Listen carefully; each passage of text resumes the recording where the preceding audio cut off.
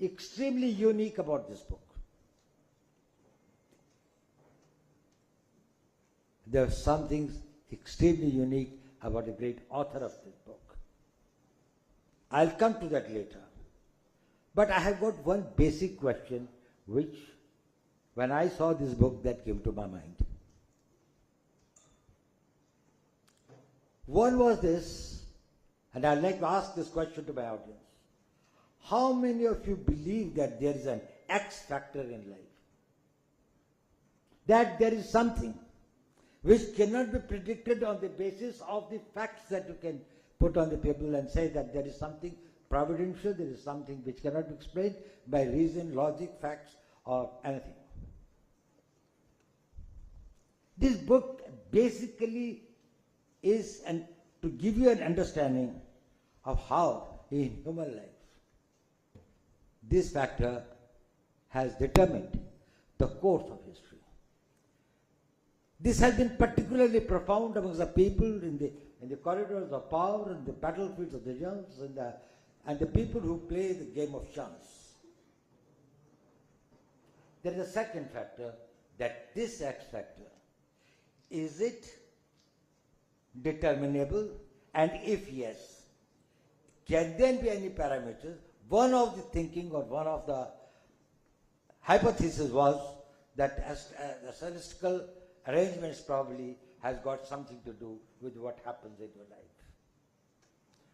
What happens in your life is not all that you do, all that people do to you, not all the circumstances in which you live, but there is something that if Akbar is born few hours before, the destiny is different. If he is born beyond a point, or this thing like that, the destiny changes. This is a book which gives us an insight about how, during the Mughal time, the important decisions, the important influences, the important things that happened in their lives and what happened during that period. These emperors and these people who established one of the biggest empires of the world, they were also deeply suffering from a sense of insecurity. People who believe in unpredictable are those who are insecure. And people who are insecure, they try to find solutions to that. And that is where the entire game of the astronomy, astrology, and this complex comes. That can there be some corrective factors by which you can do that. Now, as I said, when I read this book, the first thing that came to my mind is, after me the chaos. Who is saying this and to whom? And we knew about Louis XV telling that after me the deluge.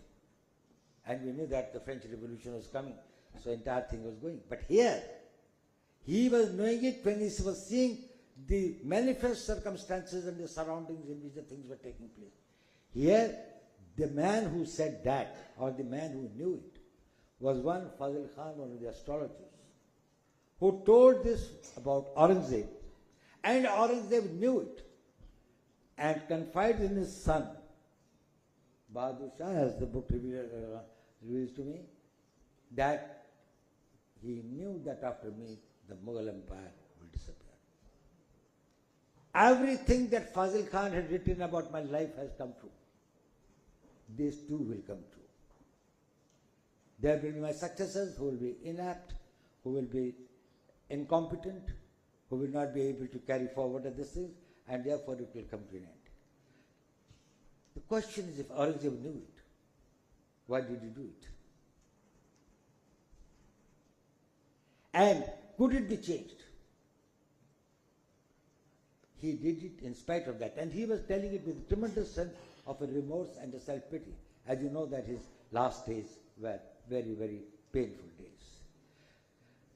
Ladies and gentlemen, as all of you know, and I think my predecessor very rightly said, Mr. M.J. Akbar is not only a very accomplished writer, a very original researcher. There is a lot of novelty in what he writes and what he says. He selects his subjects so there is something unexpectedly that we hardly know that, well, there is so much of a material which is available. And then it goes into the depth with so much of precision that probably you cannot miss about the authenticity that it carries, the weight of logic that it has got. And in this particular book, I've seen that the sources from where he has derived his material is very, very expensive. It's not only about the Mughals, he has touched upon that how beyond the geographies and the time, this sentiment of belief in the astrology or the future or predictability, this thing stay even in other parts of the Islamic world. And this also came in conflict. That is why Islam permits the study of the stars and how this thing is, but does not permit and does not allow any predictions or any predictability about it. It is only the God who knows and nobody else knows. And therefore anybody who does any predictions about the future is probably something that's very un-Islamic. But in spite of that, it is not only amongst the Mughals, but also amongst the other Muslim societies. And it was not only at the level of the rulers, but as we come to know about it through his book and others, and the references that he has made, that even the society was deeply affected by that. And it has continued and stayed there for long. I must compliment Mr. Akbar for having taken up this subject. It can be seen from various points of view, also that how there was a convergence of knowledge in the Indian society, how this went beyond the belief and the faith systems, how this was something that people believed in it, practiced it, and still probably remained as the devout Muslims, but taking upon what was something which was indigenous or a civilizational part of the Indian society or the Hindu society, where astrology and astronomy were an integral part of it. So this can be seen and studied from the various points of view. It also shows the insecurity of what the Mughal rulers themselves were having, even when they were having their fights with the local Rajput kingdoms and all these things. So it was not every time a very, very smooth sailing for them also. So I think there are a lot of new aspects and new dimensions that have been added.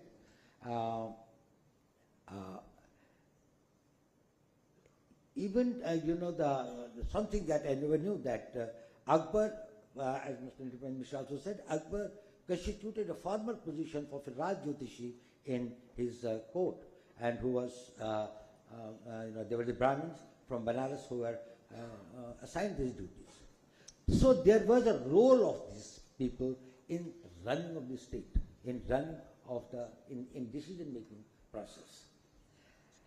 I must say that Mr. Akbar has always done great justice to the subject that he has taken. I am sure he will take many more such subjects of interest. As very rightly said by our Minister for Communication, that he said that the scholarly application of the scholarly pursuit and the diligence with which he goes into the historical details is something very, very commendable. I must compliment him, and I must urge all of you to really go through the book.